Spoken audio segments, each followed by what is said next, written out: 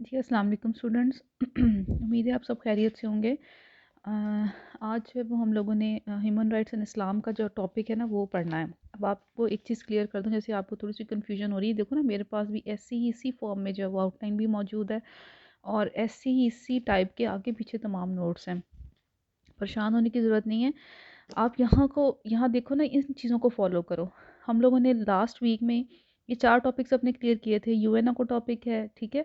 उसके बाद universal declaration of human rights UDHR, उसके बाद सीडा है और सीआरसी। आज हमने पढ़ना है concept of human rights and justice in Islam, ठीक है। और कल पढ़ेंगे इस्लामिक चार्टर एंड डिक्लेरेशन। ऐसे ही सोन जो भी आगे आपकी जो इसको फॉलो करो। इसके अकॉर्डिंग आपके पास जो नोट्स है ना वो आपने अपने जो है वो फोल्डर में से ढूंढ लेने हैं। अब फोल्डर का भी हिसाब देख लो, ये मेरे पास भी एज इट इज़ ऐसे ही है। ये कहाँ पे जो है वो इसका पड़ा हुआ है, इसका टॉपिक, और ये अपोजिट साइड पे लगा हुआ है, ये इसकी बैक साइड है। ऐसे ही है, इसलिए परेशान होने की ज़रूरत नहीं है। वो चीज़ वही आपको मैं पढ़ा रही हूँ जो आपके पास फोल्डर में मौजूद है, ठीक है। थोड़ा सा आप इसको जो है वो खुद से अरेंज कर लो। ये 33 पेज है मेरे पास लिखा हुआ, आपके पास भी यही नोट्स हैं। 33 पेज पे है ह्यूमन राइट्स इन इस्लाम। आज जो है वो हम लोग इसको डिस्कस कर लेते हैं। अब जैसे कि हम लोगों ने इंट्रोडक्शन पढ़ लिया, कुछ इसके जो है वो चार्टर्स और डिक्लेरेशन जो है वो यूडीएचआर के अकॉर्डिंग या सीडा के अकॉर्डिंग, और चाइल्ड जो है वो डिक्लेरेशन के हिसाब से भी हमने डिस्कस कर लिया। यानी आपने जो है वो उसको अलग अलग भी हम लोग पढ़ चुके हैं कि किस किस्म के राइट्स हैं, ह्यूमन राइट्स जो हर एक जेंडर के अंदर जो है वो कॉमन है और हर एक जेंडर को जो है वो उसकी ज़रूरत है, इसके बगैर सर्वाइवल मुश्किल है। जब हम इस्लाम की बात करते हैं ना, तो सबसे पहले हमें हमारे जो है वो रिलीजन को हम लोगों ने फॉलो करना है। रिलीजन से हट के आप कोई भी चीज़ जो है वो उसको जो है एक्सेप्ट नहीं कर सकते। तो जो इस्लाम है वो ऑब्वियसली वही राइट्स दे रहा है जो आपने यूडीएचआर के अंदर पढ़े हैं, जो आपने सीडा के अंदर पढ़े हैं, जो आपने सीआरसी के अंदर पढ़े हैं, लेकिन थोड़ी सी चेंज जो है वो उसके अंदर मौजूद होगी। जैसे कि हम लोग अपनी शरीयत के अकॉर्डिंग जो है वो तमाम काम करते हैं, ठीक है, जिसमें आपकी इबादत भी आ जाती हैं, आपके अकायद भी आ जाते हैं, आपकी राइट्स एंड ड्यूटीज़ भी आ जाती हैं। अगर उसको हम लोग फॉलो करें तो वो तमाम के तमाम राइट्स, इसमें आपके मर्द और ख़वातीन के राइट्स हैं, बच्चों के राइट्स हैं, आपके जो है वो रहाइश है, आपकी खुराक है, आपको बोलने का हक़ दिया गया है, राय की आज़ादी हर किस्म की जो है वो इस्लाम के अंदर मौजूद है, खाने पीने की आज़ादी है।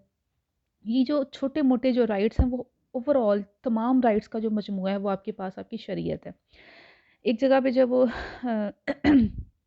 यहाँ पे ये देखना, ये वाला जो है वो लाइन, कि एक इंसान का जो खून है ना वो तमाम इंसानियत का खून कहलाता है, ठीक है। ये इस्लाम के अंदर हमारे पास मौजूद है। इसी जो है वो हम लोग कॉन्सेप्ट को आगे अपने साथ लेके चलते हैं कि किसी भी इंसान का जो है वो खून जो है वो बगैर किसी जुर्म के या बगैर किसी वजह के नहीं बहना चाहिए। अगर एक इंसान भी जो है वो बेगुनाह इंसान मारा गया तो समझो कि तमाम इंसानियत जो है उस दिन कत्ल हो गई।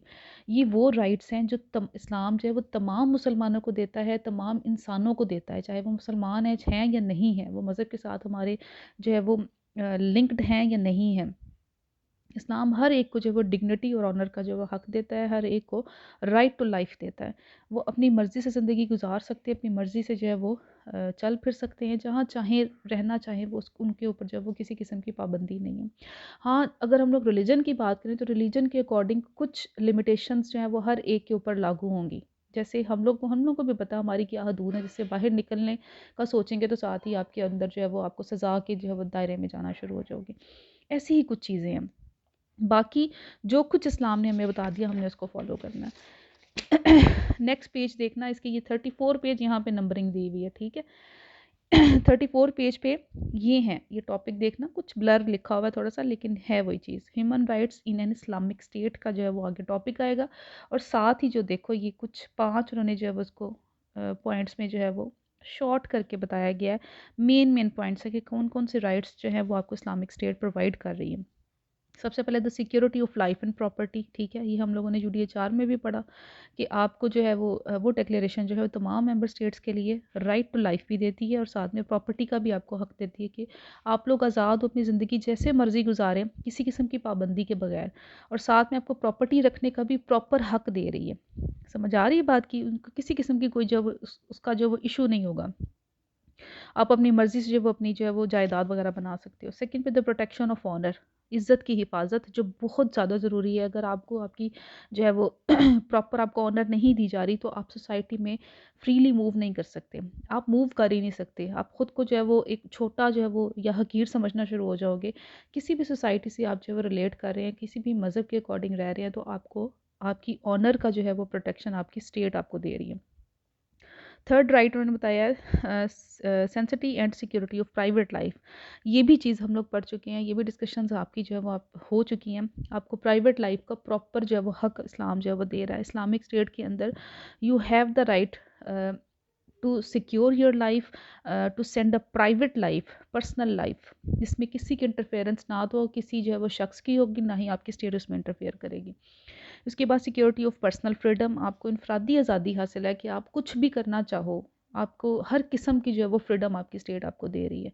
आपने अगर कारोबारी जो है वो ज़हन रखते हो तो आप अपना बिज़नेस शुरू कर सकते हो। कुछ उसके रूल्स एंड रेगुलेशंस उसको फॉलो करो, then you carry on your business. उसके बाद जॉब्स हैं तो जहाँ मर्ज़ी आप जाओ, जहाँ मर्ज़ी अप्लाई करो। पर्सनल फ्रीडम आपकी आपकी ज़ात से शुरू होती है। ज़ात के अंदर वो तमाम चीज़ें आ जाती हैं जो आपको लग रहा है कि वो आपके राइट्स हैं और आपको उसके बगैर आपका सर्वाइवल स्टेट के अंदर नहीं है या सोसाइटी के अंदर नहीं है। And you are free, you have the freedom, you are free and you have the freedom to do anything that what you want for yourself. And next आ गया the right to protest and against tyranny. अगर आपको लग रहा है कि आपकी state tyranny की साइड पे जा रही है या आपको कोई इश्यूज आ रहे हैं आपकी स्टेट की तरफ से, आपको कोई प्रॉब्लम्स आ रहे हैं, तो देन आप जो है वो बड़ी आज़ादी के साथ और बड़ी जो है वो फ्रीडम के साथ जो है वो उसके अगेंस्ट प्रोटेस्ट कर सकते हो। आपको लग रहा है आपकी गवर्नमेंट सही काम नहीं ना कर रही या आपको कोई इश्यूज़ आ रहे हैं अपनी गवर्नमेंट की तरफ से आ रहे हैं, अपनी स्टेट की तरफ से आ रहे हैं, तो फिर आपको हक हासिल है कि आप उनके खिलाफ आवाज़ उठाओ। ठीक है। बहुत सारे जो हम लोगों ने रेवोल्यूशंस पढ़े थे ना, स्टार्ट में जो मूवमेंट्स पढ़ी थी, कुछ रेवोल्यूशंस पढ़े थे, वो क्या थी? वो टायरनी के खिलाफ ही लोगों की आवाज़ थी कि वो राइट था उनका। अगर उनको लग रहा है कि उनकी स्टेट के साथ बुरा हो रहा है, उनकी गवर्नमेंट जो है वो उस वक्त की जो मौजूदा रूलिंग गवर्नमेंट होगी वो काम नहीं सही करी, तो आप उनके अगेंस्ट बोल सकते हो। उसके बाद राइट टू सॉरी, बस यही 5 आपके जो हैं ये टोटल इन्होंने पॉइंट्स दिए कि इतने ही कर लेना, that is enough for your 10 marks question. कुछ ये जो आपने इसके स्टार्टिंग में हिस्ट्री बैकग्राउंड एंड देन कुछ चीज़ें जो वो डिटेल में पढ़ ली, ये आपने जो वो 5 पॉइंट्स अच्छे तरीके से याद कर लेने हैं। ये समझ लो कि अभी बहुत शॉर्ट फॉर्म में आपको बता दिए कि मेन आपके जो है वो राइट इस्लामिक स्टेट आपको ये दे रही है। ठीक हो गया?